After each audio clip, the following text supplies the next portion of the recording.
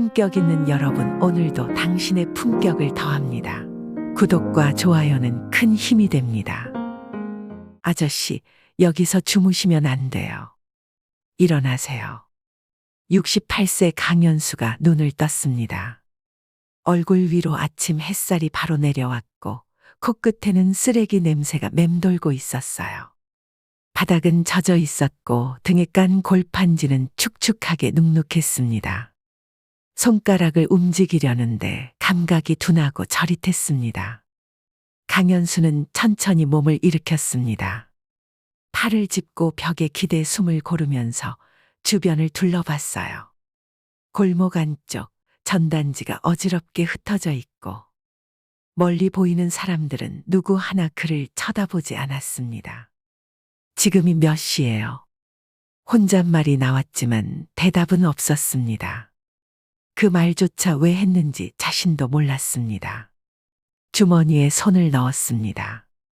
지갑은 없었습니다. 열쇠도 휴대폰도 종이 한 장도 없었어요. 손에 쥘 만한 아무것도 없었습니다.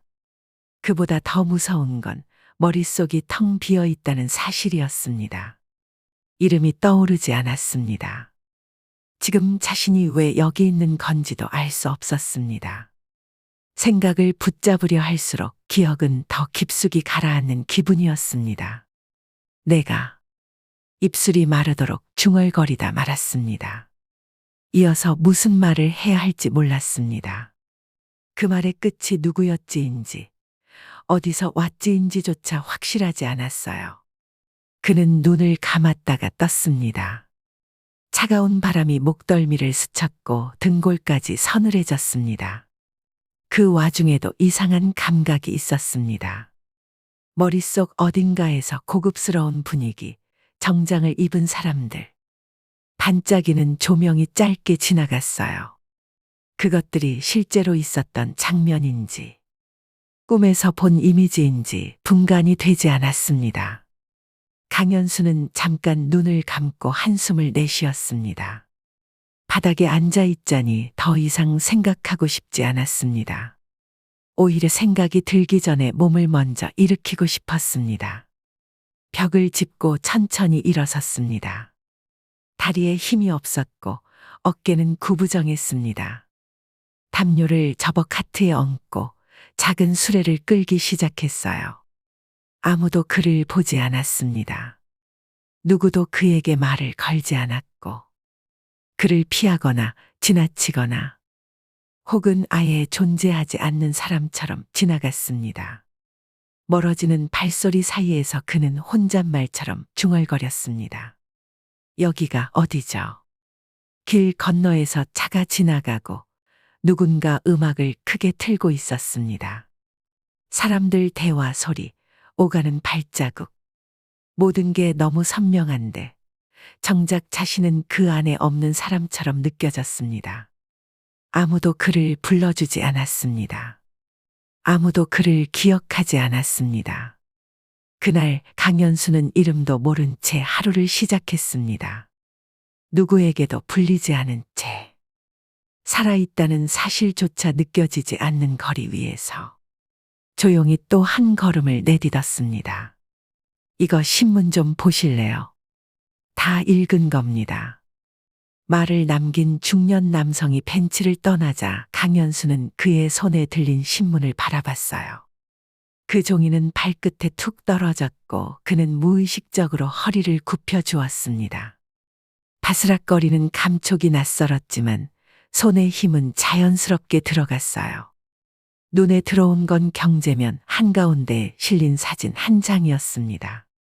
정장을 입은 남자가 팔짱을 낀 채 건물 로비에서 누군가와 악수하고 있었어요. 머릿속 어딘가가 스르륵 긁히는 느낌이 들었습니다. 어디서 봤죠, 저 얼굴. 강연수는 나직이 중얼였고 그 말에 스스로가 놀란 듯 눈을 깜빡였습니다. 사진 속 남자는 익숙했지만 이름은 떠오르지 않았어요. 문장 아래 자막처럼 흐릿하게 강연수 대표라는 글자가 보였지만 그 글씨도 오래된 기억처럼 흐릿하게 번져 있었습니다. 그는 신문을 접어 카트 위에 올려놓았습니다.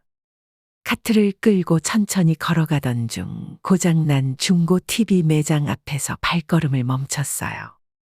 한 대의 브라운관이 깜빡이다가 화면을 재생하기 시작했습니다. 대한민국을 빛낸 CEO 인터뷰 강연수 대표님 모셨습니다. 그 목소리에 그는 즉시 고개를 들었습니다. 화면 속 남자는 회의실에 앉아 있었고 자신감 있는 목소리로 말하고 있었어요. 리스크 없는 비즈니스는 없습니다. 중요한 건 그걸 관리하는 힘이죠. 강연수는 화면을 바라보며 조용히 입을 다물었습니다. 이건 단순한 우연이 아니라는 생각이 들었어요. 말투가 나하고 닮았네요. 그는 혼잣말을 했고 고개를 조금 갸웃했습니다. 그러다 화면이 꺼졌습니다. TV 전원이 나간 건지 누군가 리모컨을 눌렀는지 알 수 없었어요. 강연수는 텅 빈 검은 화면 속에 비친 자신의 얼굴을 바라봤습니다. 수염은 길게 자라 있었고 눈가는 깊게 꺼져 있었어요. 그는 조용히 고개를 숙였습니다. 내가 저 사람이면 왜 기억이 없을까요? 걷기 시작한 그는 시장 골목 끝 구청 게시판 앞에서 다시 멈췄습니다. 한 장의 포스터가 눈에 띄었고 그는 그 앞에 서서 긴 시간 움직이지 않았어요. 성공 CEO 초청 강연 KH 컨설팅 강연수 대표. 사진 속 인물은 앞서 TV에서 봤던 사람과 같았고 이번엔 더욱 분명하게 느껴졌습니다. 이건 진짜 같은데요. 그는 주머니에 손을 넣었다 뺐습니다. 땀이 손바닥에 맺혀 있었고 포스터 아래쪽에 떨어진 명함을 발견했어요. KH 컨설팅 대표 강연수. 폰트는 단단했고 이름 아래 숫자들이 전화번호처럼 나열되어 있었어요. 그는 천천히 명함을 집어들었습니다. 강연수 낯설지가 않네요. 입술이 떨렸고 어깨에 힘이 들어갔습니다. 그는 그 명함을 한참 바라보다 결국 조심스럽게 주머니에 넣었어요. 몇 시간 뒤 공원 벤치에 앉아 신문을 펼쳤습니다. 이번엔 문화면이었고 사진 한 장이 눈에 들어왔어요. 강연장 무대에서 5명이 서 있었고 그중 한 사람의 뒷모습이 유독 눈에 밟혔습니다. 저 사람도 나인 것 같아요. 그는 그렇게 말한 뒤 신문을 조용히 내려놨어요. 확신은 없었습니다. 하지만 그냥 넘어가기엔 느낌이 너무 선명했어요. 그는 벤치의 등을 기댔습니다. 눈을 감고 고개를 젖혔을 때 어디선가 또렷한 누군가의 목소리가 스쳤습니다. 대표님, 계약서 보시죠. 다음 미팅은 오후 4시입니다. 그 말들이 불쑥불쑥 튀어나왔고 그는 이마를 짚었어요. 그만요, 머리가 아파요. 기억이 몰려오는 것도 아니고 그렇다고 사라지는 것도 아니었습니다. 무언가 조각들이 부서지듯 날아다니는 느낌이었어요. 그날 밤 그는 수레를 골목 구석에 밀어넣고 몸을 웅크렸습니다. 손에 쥔 명함을 다시 꺼내보며 말했어요. 이게 내 거면 좋겠네요. 그는 그렇게 말한 채 눈을 감았습니다. 확신은 없었습니다. 하지만 그 얼굴, 그 이름, 그 말투. 어딘가에서 분명히 자신과 닿아 있다는 느낌만큼은 사라지지 않았습니다. 대표님 아니세요? 강연수가 고개를 들었을 땐 그늘진 얼굴 하나가 가까이 다가와 있었어요. 그는 신호등 옆 전봇대 아래에 쭈그려 앉아 있었고 손에는 뜨거운 컵라면이 들려 있었어요. 낯선 남자가 그를 뚫어지게 쳐다보고 있었고 순간 라면 국물이 손등에 튀었습니다. 죄송한데요, 저 아세요? 강연수는 국물을 닦으며 고개를 갸웃했어요. 남자는 몇 초간 입을 다물지 못한 채 머리끝부터 발끝까지 그를 훑었습니다. 대표님, 강연수 대표님 맞죠? KH 컨설팅 예전에 같이 일했어요. 저 윤재욱입니다. 그 말에 강연수는 당황한 얼굴로 웃었어요. 아니요, 전 그런 사람 아닌데요. 진짜 모르겠어요. 저 이사였어요. 3년 넘게 바로 옆방에서 일했잖아요. 그때 우리 죄송합니다. 잘못 보신 것 같아요. 그는 고개를 숙였습니다. 그 순간 윤재욱이 조심스럽게 다가왔어요. 주변의 사람들이 슬슬 눈치를 주기 시작했지만 둘은 신경 쓰지 않았습니다. 대표님, 손가락, 새끼손가락 없으시잖아요. 오른손. 공장 화재 때 다치신 거. 강현수는 본능적으로 오른손을 뒤로 감췄습니다. 그건 그냥 오래된 사고예요. 목소리도 똑같고 눈빛도 그래요. 예전부터 스트레스 받으면 그렇게 눈밑 떨렸잖아요. 그는 눈을 감았어요. 손가락, 눈빛, 말투까지. 왜 이 남자는 그를 이렇게 확신하는 건지 알 수 없었어요. 대표님, 그때 제 딸 돌잔치 기억나세요? 대표님이 축사해 주셨잖아요. 그 얘기 아직도 애 엄마가 해요. 그날 대표님이 뭐라 하셨는지 아세요? 모르겠어요. 가족이란 가장 고된 날에 제일 먼저 안부를 묻는 사람이다. 그 말이었어요. 그게 대표님이었어요. 강연수는 더는 대답하지 않았습니다. 컵라면은 식었고 손가락은 미세하게 떨렸어요. 윤재욱은 조용히 옆에 앉았습니다. 제가 회사 나가고 난 뒤에도 대표님 소식 들었어요. 어려워졌단 얘기까진 들었는데 이런 모습일 줄은 몰랐어요. 그쪽 이름이 뭐라고 했죠? 윤재욱이요. 아까 말했잖아요.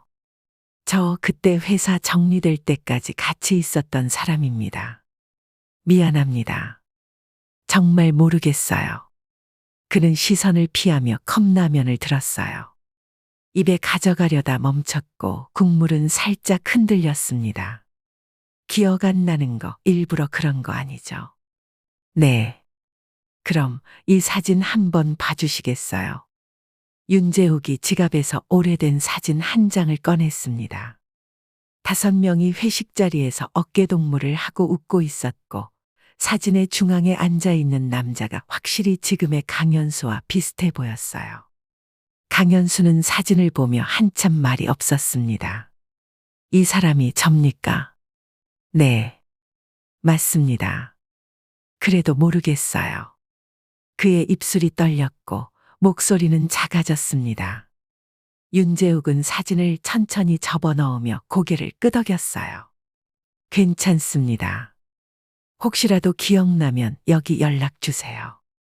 제가 도와드릴게요. 명함 한 장이 강현수의 무릎 위에 내려앉았습니다.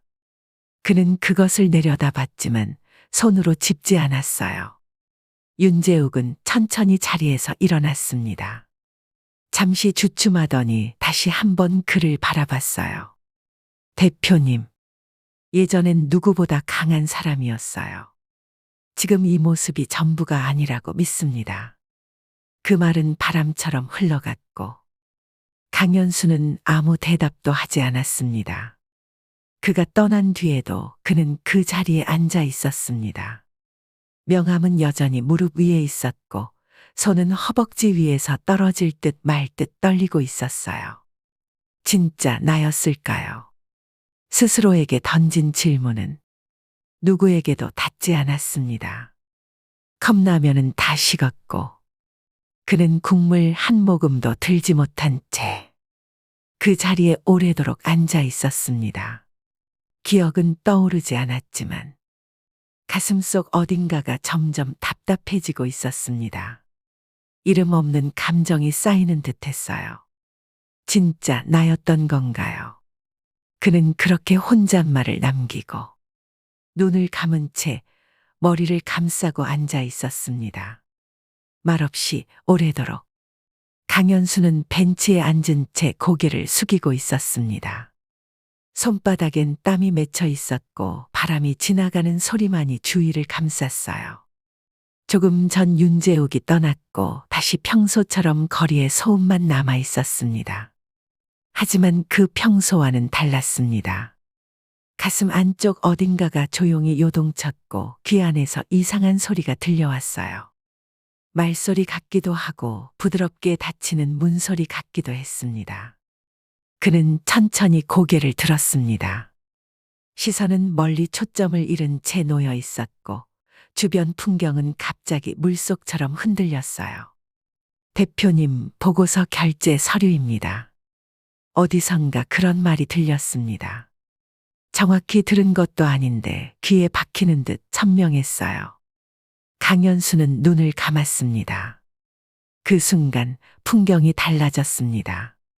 탁자, 긴 유리 회의 테이블, 테이블 끝에 앉은 남자 하나, 그 앞에 서류를 내려놓는 사람, 그리고 기다리는 시선들.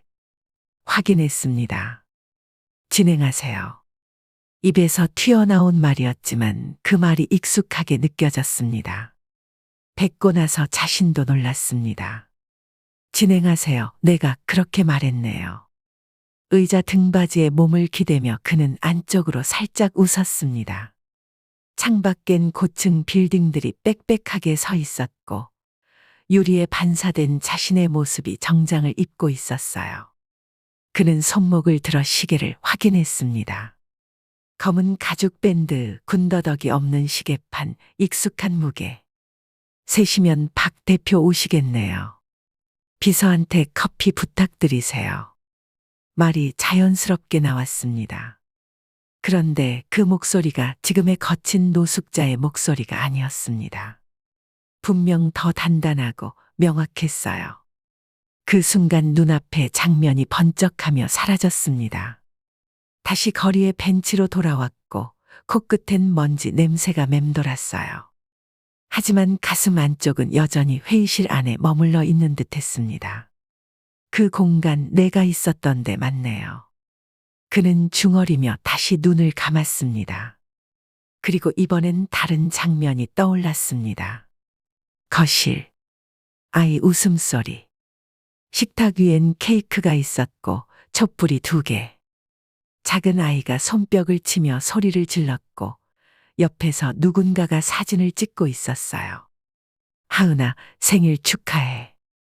이번에는 확실히 그의 목소리였습니다. 아이의 이름을 부를 때 목이 조금 떨렸고 눈가도 따뜻했어요. 그 옆에 앉은 여자는 눈웃음을 지으며 그를 바라봤고 그녀가 건넨 포크에 딸기 케이크 한 조각이 올려져 있었습니다. 조금 달죠? 괜찮아요. 이 정도는 딱 좋아요. 짧은 대화. 하지만 그 순간 그 식탁의 온도와 공기 냄새까지 느껴졌습니다. 그는 눈을 떴습니다. 이번엔 거리로 돌아오는 게 조금 아쉬웠습니다. 그 따뜻함이 그대로 남아 있었기 때문이에요. 아이 이름이 하은이었어요. 스스로에게 묻는 말이었고 눈이 조금 흔들렸습니다. 정확하진 않지만 입안에서 그 이름이 맴도는 게 이상하게 자연스러웠어요. 그는 다시 눈을 감았습니다. 이번엔 또 다른 장면이 밀려왔어요. 사무실 창가. 햇빛이 드는 오후 그는 서류에 사인하고 있었습니다. 이 계약 확정입니까? 확정입니다.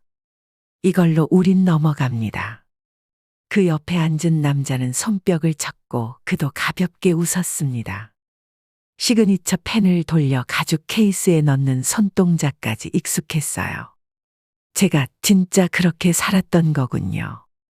다시 눈을 떴을 땐 벤치가 차갑게 느껴졌습니다. 하지만 더는 낯설지 않았습니다. 조금 전까지 본 그 장면들이 마치 꿈이 아닌 것처럼 뚜렷했어요. 강연수는 주머니에서 구겨진 명함을 꺼냈습니다. KH 컨설팅 대표 강연수. 그 이름을 가만히 읽는데 가슴이 두어 번 쿵 하고 울렸습니다. 그 이름 진짜 나였네요. 그는 조용히 웃었습니다. 처음으로 스스로의 이름을 다시 말해봤고 그 말이 입안에 잘 맞는다는 걸 느꼈어요. 기억은 여전히 다 돌아오지 않았습니다. 가족이 지금 어디 있는지도 회사가 어떻게 됐는지도 몰랐습니다. 하지만 그는 이제 완전히 낯선 사람이 아니었습니다. 과거라는 문은 여전히 조금 열려 있었고 그 문틈 사이로 자신이 누구였는지 조금씩 빛이 들어오고 있었어요. 와, 여기 진짜 분위기 죽이네요. 강연수가 와인잔을 들며 웃었습니다. 그 앞에 앉은 젊은 사업가는 잔을 두 손으로 들고 고개를 숙였어요. 대표님이 추천하신 곳이라 그런지 다르긴 다르네요. 이 정도는 기본이죠. 접대는 공간에서 이미 절반은 먹고 들어가는 겁니다. 식탁 위엔 스테이크가 미디엄으로 잘려 있었고 가죽 커버로 감싼 와인 리스트가 펼쳐져 있었어요. 고개를 젖힌 강현수의 얼굴엔 여유가 있었습니다. 요즘 어떤 일이 있어도 제 자리는 안 무너져요. 이미 다 만들어 놨거든요. 아, 네. 저도 그게 제일 부럽습니다. 부러우면 같이 올라오면 되죠. 운은 타고나는 게 아니라 만들어 쓰는 겁니다. 잔이 부딪혔습니다. 그 소리엔 자신감이 담겨 있었고 강현수는 식사 내내 미소를 잃지 않았어요. 제가 왜 자리를 못 내주는지 아세요? 불안하면 안 돼요. 성공한 사람은 불안을 안 키워야 합니다.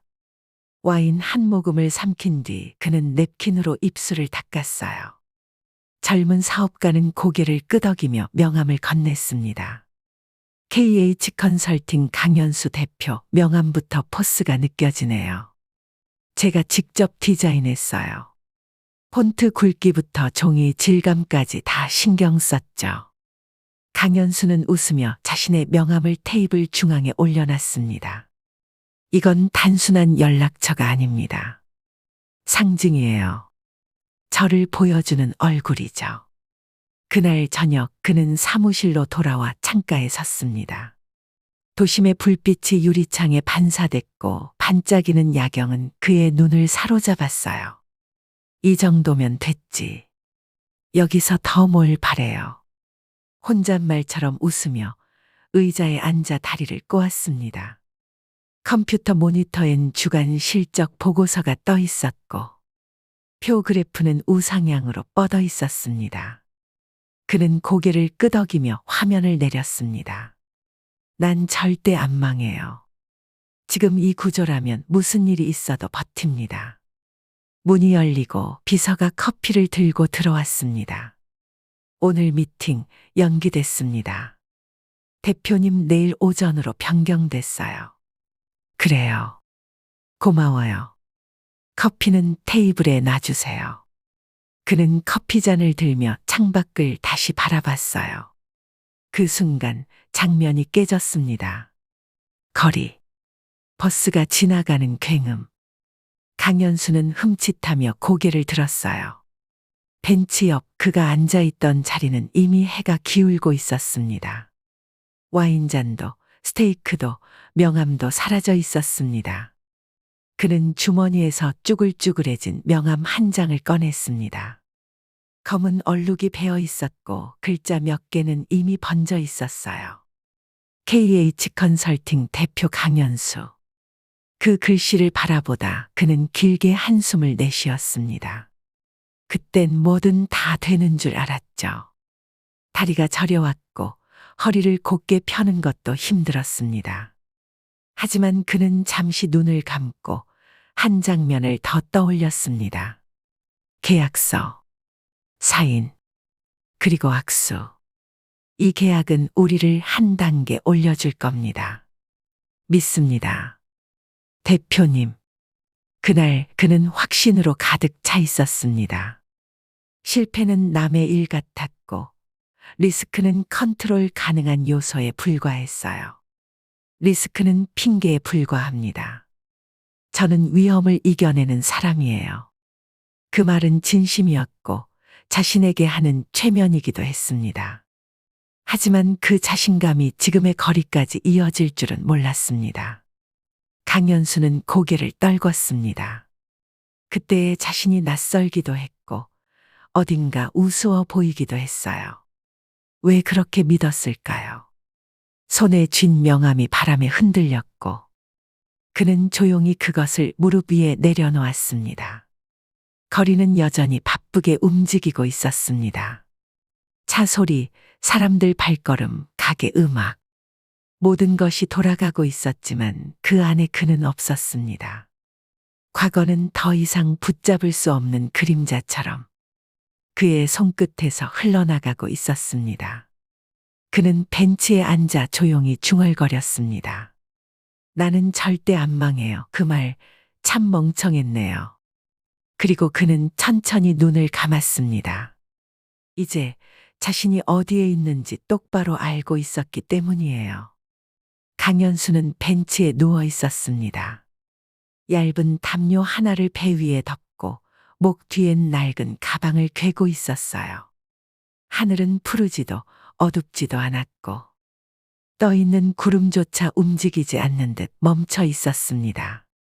다시 돌아갈 수 있을까요? 그는 혼잣말처럼 그렇게 말했습니다. 하지만 그 말에 대답은 없었어요. 하늘도 바람도 구름도 가만히 있었고 주변엔 그를 들여다보는 사람 하나 없었습니다. 기억은 돌아왔지만 자리는 돌아오지 않네요. 그가 고개를 돌리자 길 건너편에 있는 유리창이 눈에 들어왔습니다. 누군가는 그 안에서 커피를 마시고 있었고 누군가는 노트북을 펴놓고 뭔가를 적고 있었어요. 나도 저런 데 앉아있던 사람이었는데요. 그는 웃었습니다. 소리가 나지 않는 웃음이었고 입꼬리만 살짝 올라갔어요. 주머니에서 명함 한 장을 꺼냈습니다. 오래전 윤재욱이 준 그 명함. 모서리가 닳았고 글자는 거의 보이지 않았습니다. 연락해 볼까요? 이젠 기억도 돌아왔는데. 그는 명함을 한참 바라보다 결국 다시 주머니에 넣었어요. 아니요, 됐어요. 여기까지 와서 뭐려. 괜히 민폐죠.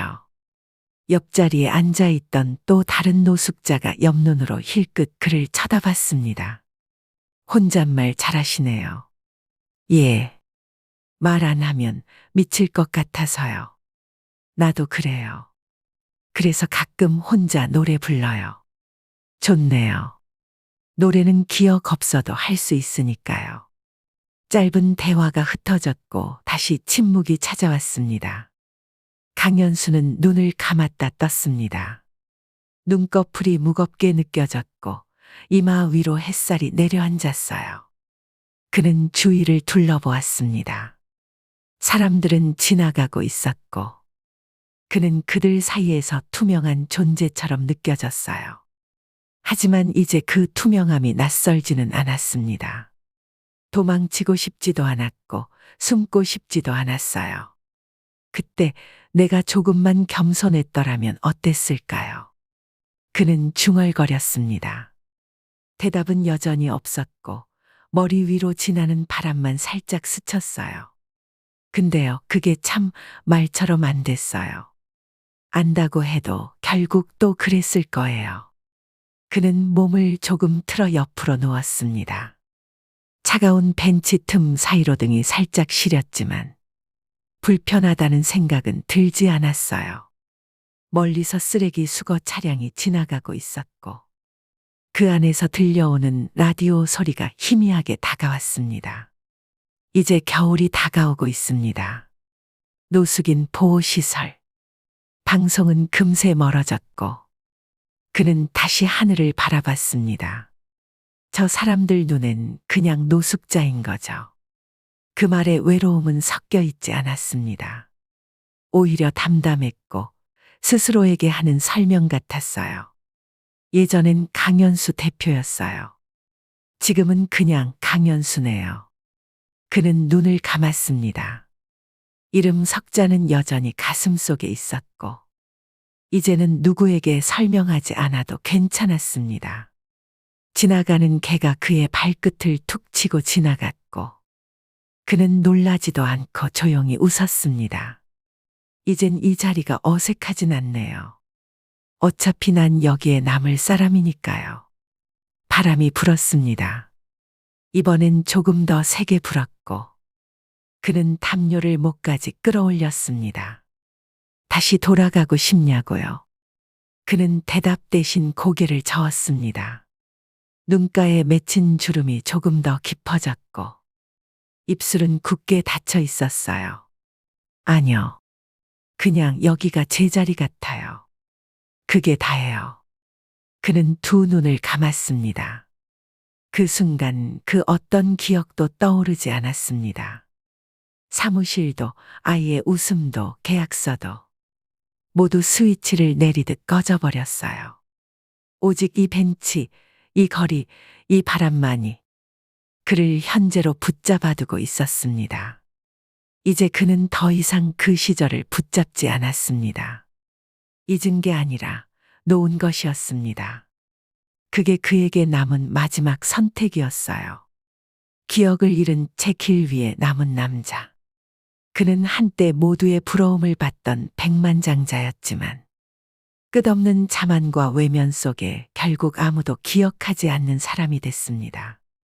그리고 그 긴 방황 끝에서 자신이 누구인지조차 내려놓은 채 조용히 현실을 받아들였죠. 여러분은 어떠신가요? 모든 걸 잃었다고 느껴질 때 과연 자신을 다시 붙잡을 수 있을까요? 지금 내가 선 자리가 영원할 것처럼 믿는 그 순간 우리는 가장 중요한 것을 놓치고 있는지도 모릅니다. 오늘도 긴 이야기 함께 해주셔서 감사합니다. 다음 이야기에서 다시 인사드릴게요.